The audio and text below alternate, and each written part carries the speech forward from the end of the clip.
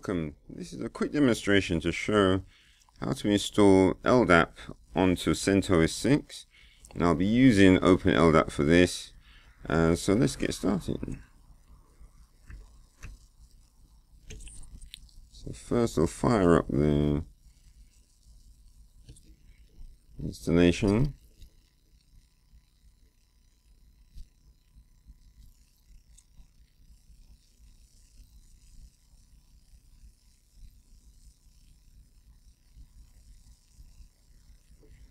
And we can just skip this.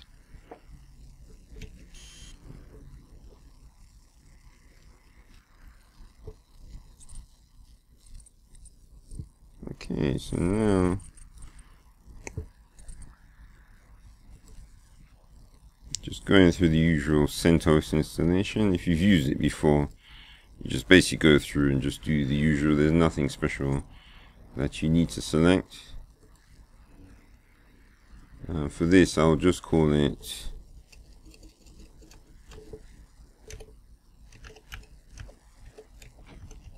just LDAP radius. That's because I'll be using this for this particular image for something later on. So, but this name is also going to be in the config files, which we'll be using later as well.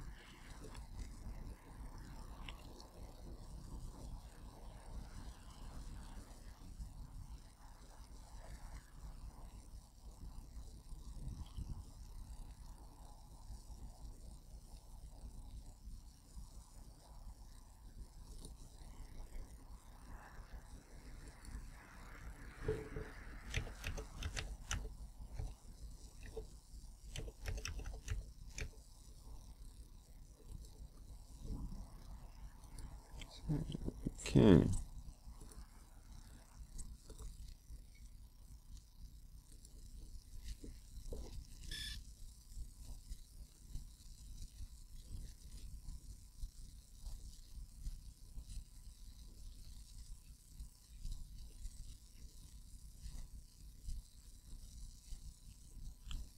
So just waiting for it to install now.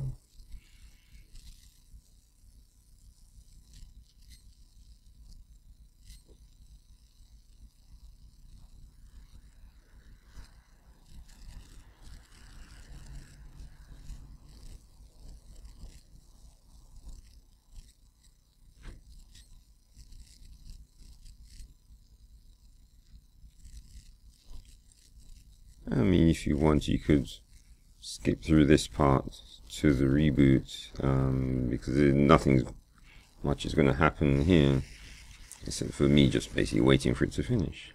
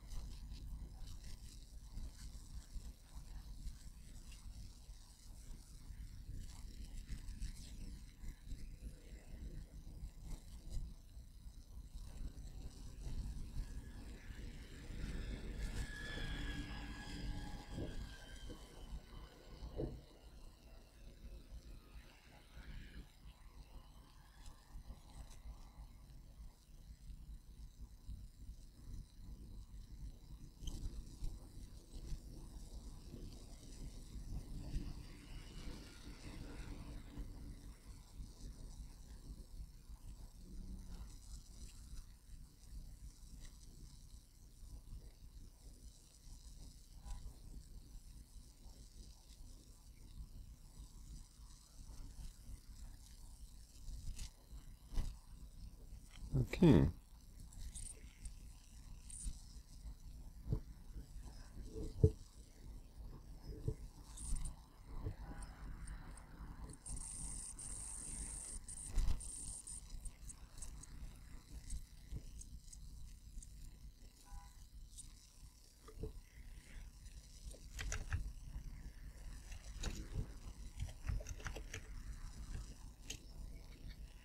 Okay, so now it's just a case of basically setting up networking so that we can actually configure it from a terminal, because it's just more convenient.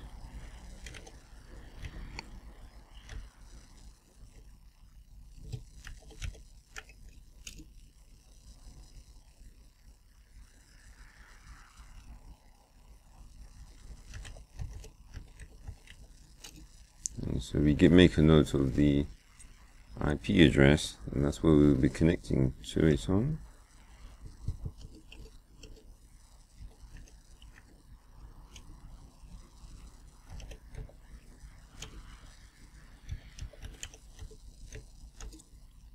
Okay, so now we're in. So now it's just a case of quickly running some configurations on it. And if you go to the article at the website, or at my website, you should actually find a list of the commands that I use to actually get it to a state where it's actually can be used, or where basically the setup will succeed, because I found that the yeah, I forgot that. Okay.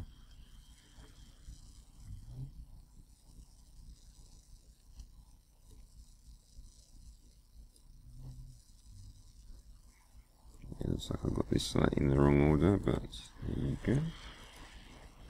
So first, these are the usual things I install in order so that I can administer the machine more easily from the command line.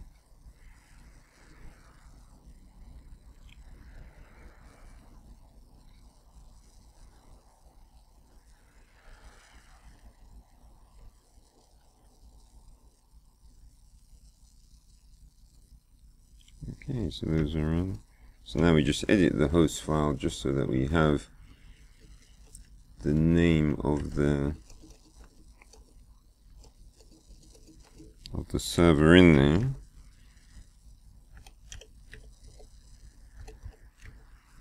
Of course, what you would do is set this up in your local DNS server, but just trying to, well, this is just basically a quick demonstration, just to show how you can do it from scratch. Okay.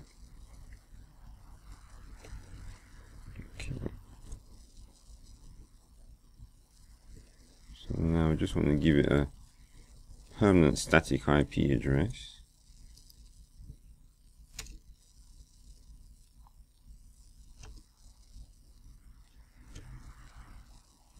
Okay, so we turn off the DHCP,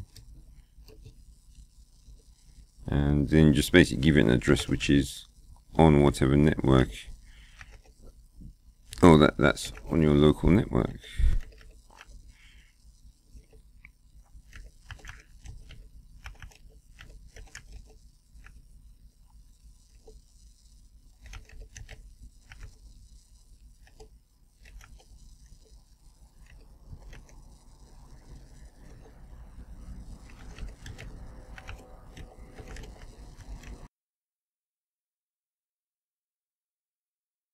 Make sure that it comes up on boot, and definitely turn off network manager so it doesn't cut off your network when it feels like it. Just save that.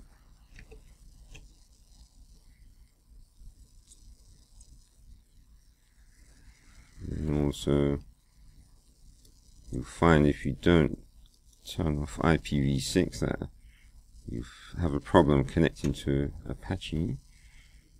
I'm not sure why they configured it like that, but this is my solution to get around the problem.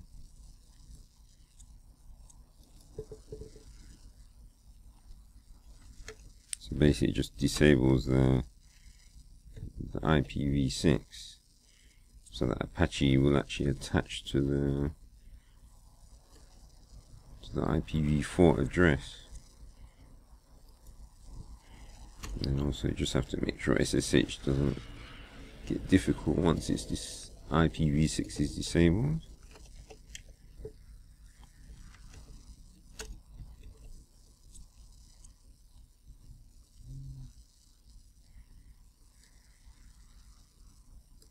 And then finally there's a few service firewall that needs to just disable just for convenience. Obviously you can configure the firewall yourself later on, but this is just so it basically works without me having to do too much configuration.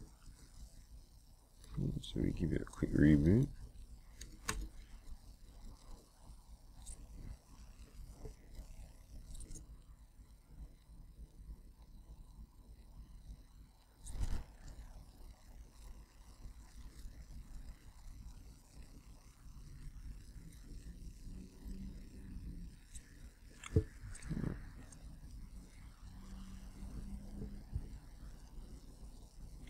just going to quickly do something. You don't have to really be concerned about this, but I just like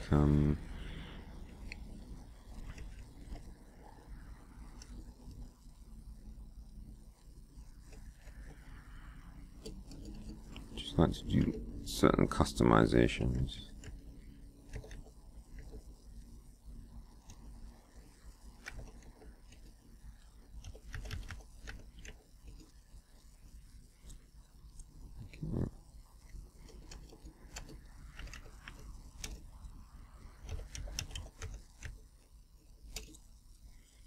Okay, now we continue. So first thing to do is to just do a big update, just so that the system's up to date. Admittedly, I've used quite an old image, so it's gonna have a few things to install. And yeah, again, if you want to fast forward through this part, then you can, but it shouldn't hopefully take that long.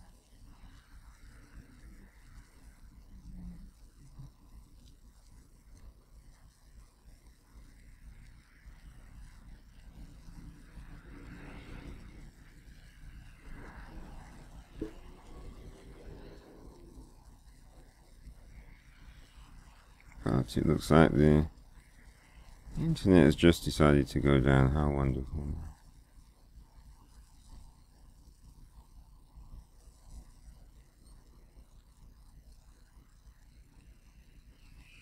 Well, looks like it wasn't the internet, but the funny thing is that this is the first time I've ever seen that happen, so it looks as if this is to happen just because I'm doing a tutorial, which is impressive.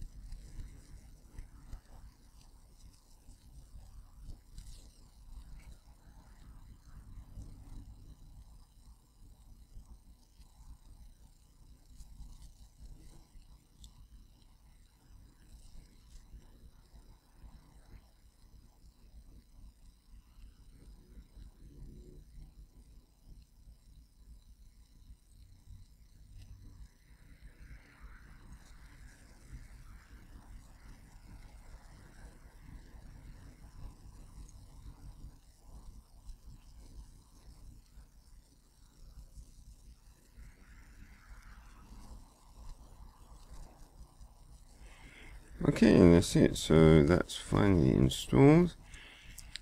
And so now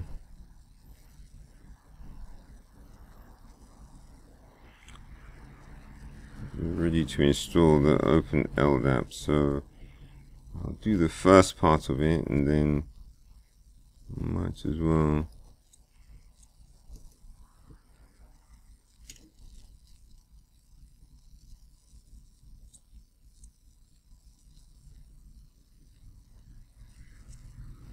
okay, it's probably worth usually it's sensible after you've done a big update like that to give it a reboot so that it can you can run the new kernel rather than using the old one that came with the installer. I'm just going to make a quick change just something I like to do sometimes with okay.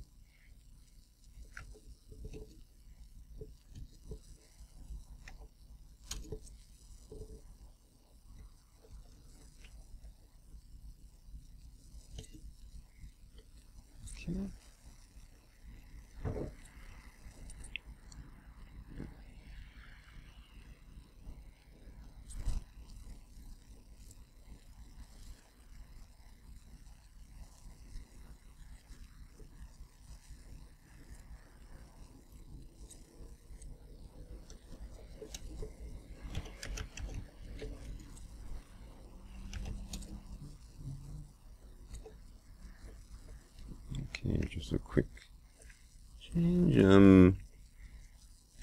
This is something you can obviously do when if you're setting up a machine for a client, but you still want to have it so every time it boots,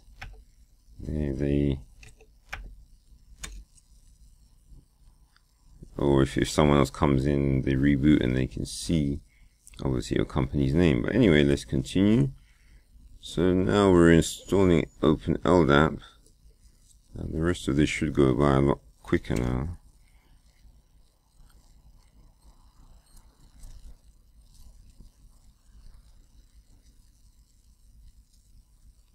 Okay, so now once OpenLDAP is installed, we just have to configure it.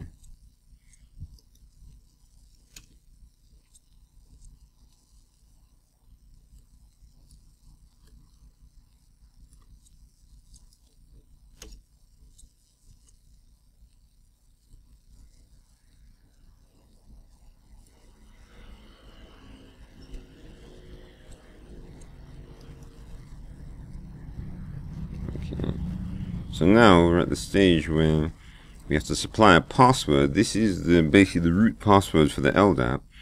So this password allows you to effectively do any operation.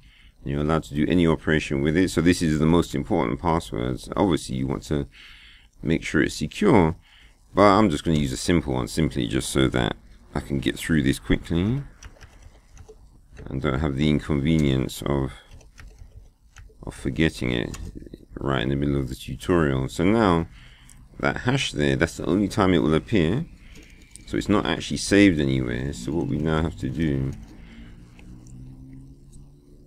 is to create a file which is going to be imported into the LDAP.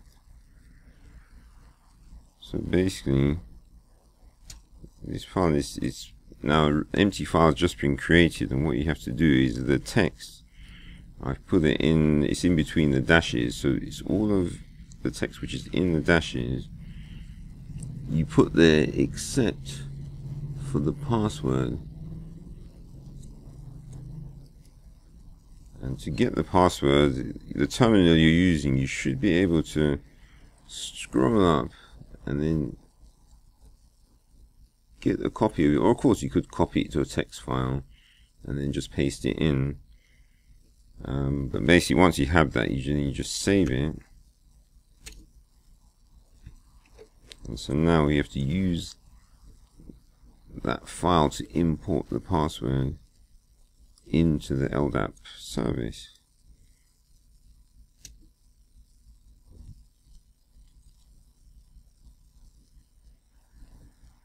Oh, seems to have made a slight mistake. It doesn't matter, as long as you get the file name right, it will work. So just make sure that in the previous command you don't. I'm not sure why. Alright, okay, it looks like I made a slight mistake. Okay, I'll edit that so it has the right one, but in the video obviously it's going to be wrong. Okay, so now we need to do that again for another, to actually set up the administrator database, and so that needs a password as well. So the first database, that is for the actual server itself, but now this is the actual information for the first organization. So yet again, you make a copy of all the text which is between the dashed lines.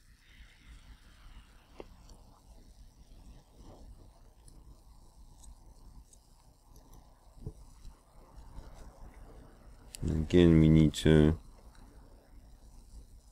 change the hash to the one that we just generated. And basically, I mean, you could generate another password and use that, but just for convenience, I'm just going to use the same one again.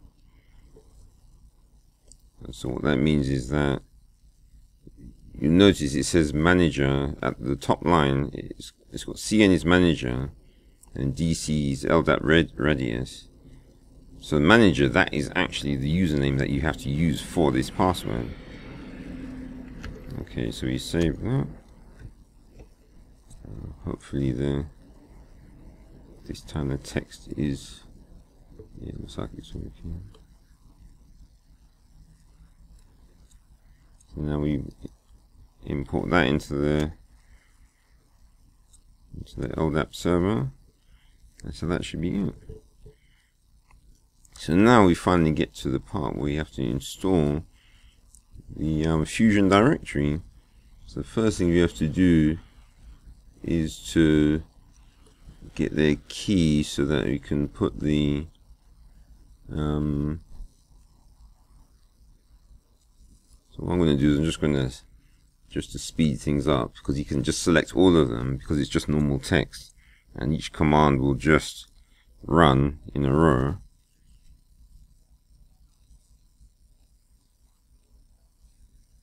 Okay, that looks okay.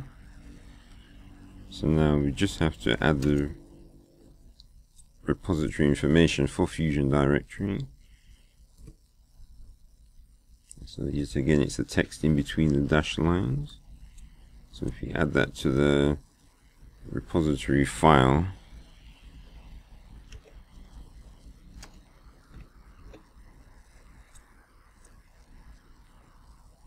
so now we'll be able to run the installer.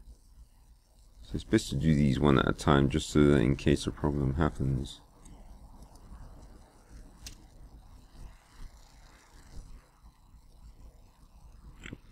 Okay.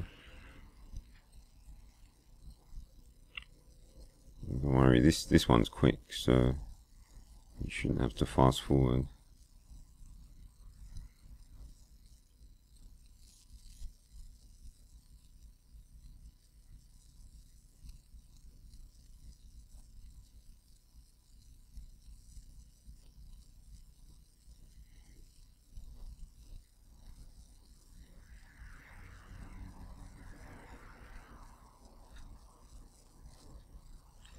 But if you get a bit bored waiting, of course you can, because you won't miss anything until this is finished.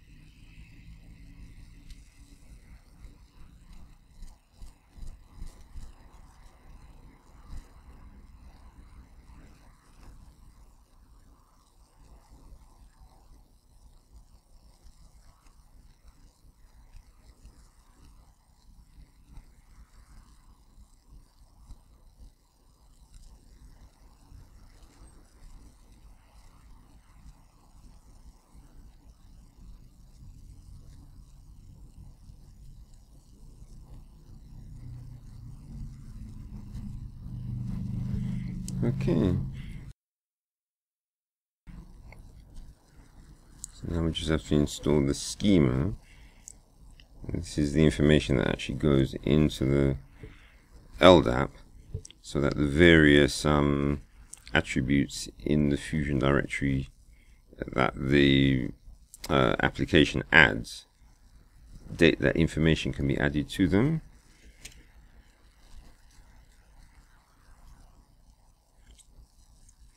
Okay, and finally, if you're security conscious, then you'll want this so that you don't have to remove the security, which can actually help to stop your server from being cracked into. So it is actually worth getting used to this. But of course, if you just need to get the server out in a hurry, you could disable it. But I feel that there's less and less need to disable it nowadays, and it's actually worth more. And yeah, you notice that error message is there, but I haven't found any problems with it yet. Maybe something will show up later on, but the installation still did. It was still operating as far as I could see, even though that error does show up. Okay, so that's just to insert the schema actually into the LDAP directory. So now, if we just restart Apache,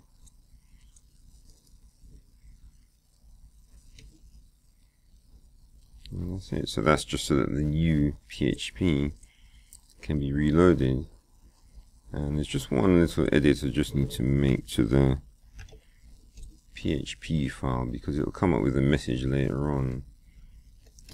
If you don't make this edit, it's not actually critical.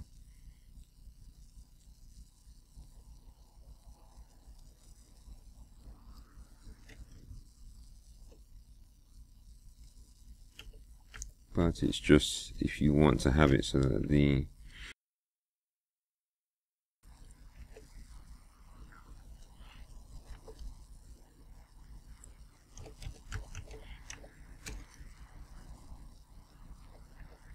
installer gives you a clean bill of health.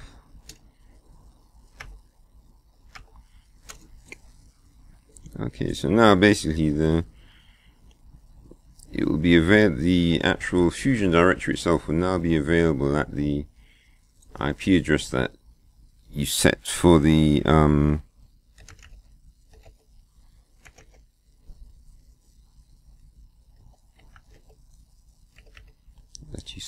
machine. So if you go there, you should see the Apache page, and then all you have to do is add a / and Fusion directory, and then that should take you in. So now they have the security feature whereby you have to actually copy a file into the a certain part on the server. Obviously the reason for this is if you employ this on a server which is on the internet, the minute you set it up, someone will be able to just jump on it and crack into your LDAP directory. So I can see why they put this in here. So if you don't actually create the file, you try and click next, it doesn't go anywhere. But then once you create the file, when we click next, you go to the next part. Okay, so just choose whatever language you want to use for it. Oh, okay. Well, for some reason, even though I've changed it, I'm not sure why that is the case, but there's obviously a reason for it. But as long as everything else is green and you've got an OK for all the other ones, then you should be good to go. And so now this is the part where it says admin up here, but as you saw in that text file before, it actually says cn equals manager. Of course, if you change it in that text file, you can make it whatever you want, and whatever you set it in that file, you have to put the same thing into the admin DN here, and then the password is whatever you decided to put in when you created the hash. So now if we check that, and that should be fine. So it says succeeded, so now we can continue. So now we can just change the what your location is.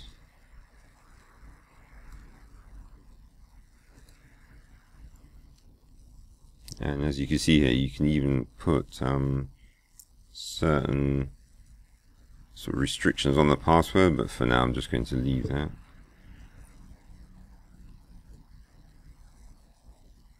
And see, there's quite a few other settings you can change as well. And that's one of the things I like about this, is it certainly seems to have a lot that you can configure. And really, I just look on these configuration items for just in case you need them, but by default you don't, or you shouldn't anyway, especially if you're just setting up something like a mail server. Okay, so now each of these, the ones that are failed, conveniently there's a button beside each of them, and you should find that when you click it, it should actually do the fix for you. So you, and yet in this case you just have to apply the fix, and then that's okay. So same thing here, and this is yet another administrator. This isn't like the root, this is like the, you could say it's like the administrator in Windows, where it doesn't have full access but can do everything above any other users, and that's the important thing. So yet again, I'm just using my basic password here.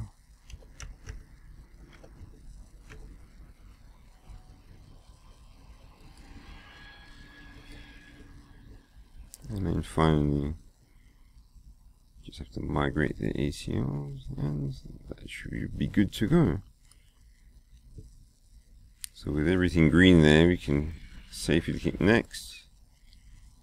And so finally now we have the configuration, but obviously the web server can't write into the system directories, so it has to actually provide it for you so that you can move it in manually, and that obviously is so that someone can't crack into the web interface and change your configuration, which obviously makes sense.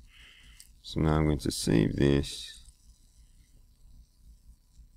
into, I have to save it onto my local machine.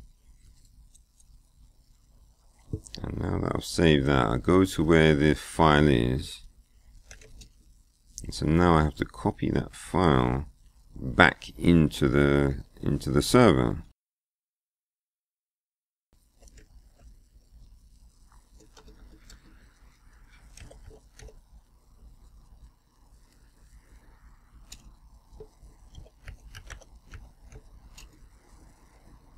Okay, so now this is the local machine terminal, and then this is the connection to the virtual machine we just created. So if I go to the home directory, you'll see that the file is there.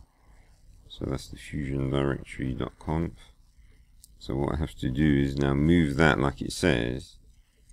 You need to put it into, it should tell you,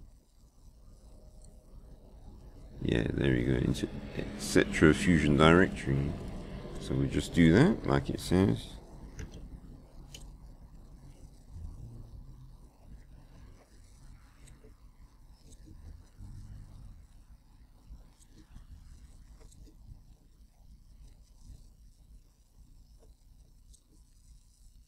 Okay, so we copy that in, and now you'd think everything should be fine, but we're about to find out. But anyway, so that's copied in, so you think that should be fine now, and then you think, okay, that's good, so click next, and yeah, I forgot about that. You've got to run this command. Got a bit ahead of myself there. So now what this does is it changes the permissions just so that they can't be read by other programs. Right, so now when we click next, we're in. for some reason, I'm actually not sure why that worked, because last time when I did it, it actually did come up with an error, and this is very odd. So what I'd better do is I'll give you the last two commands that I had to run, even though for some reason I didn't have to do it this time. But sometimes you might find that you'll come up with an error. So the safe thing to do is, even though it seems that everything's fine, is to apply these commands to the configuration directory,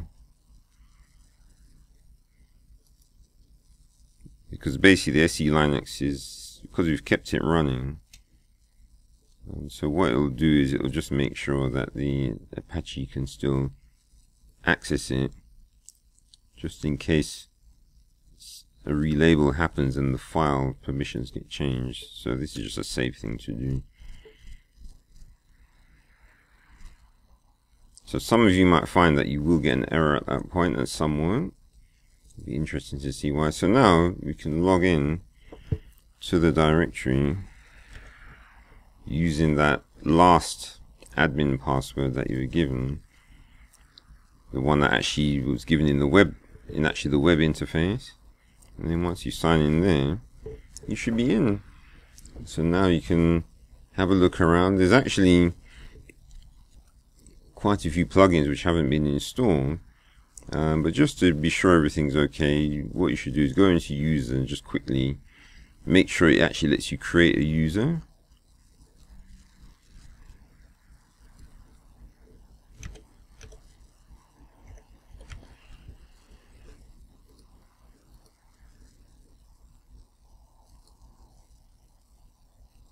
And basically you have to give them a username.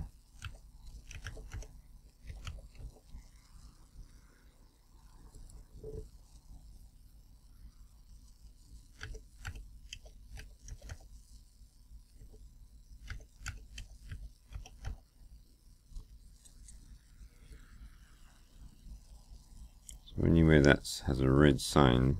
But as you can see, there's a lot more details you can actually put in, which is one of the good things about this. And all these attributes, you can search them.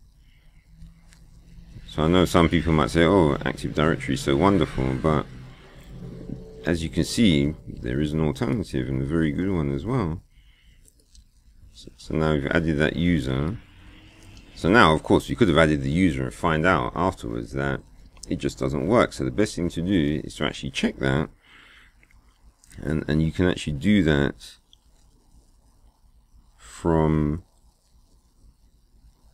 the terminal. So we just quickly use this command, which, as you can see, the user ID is the same one as the login, and actually this information here, which is in the quotes, you can actually get that information from the directory, because when you go into a user, if you look in the top corner, it actually gives you the full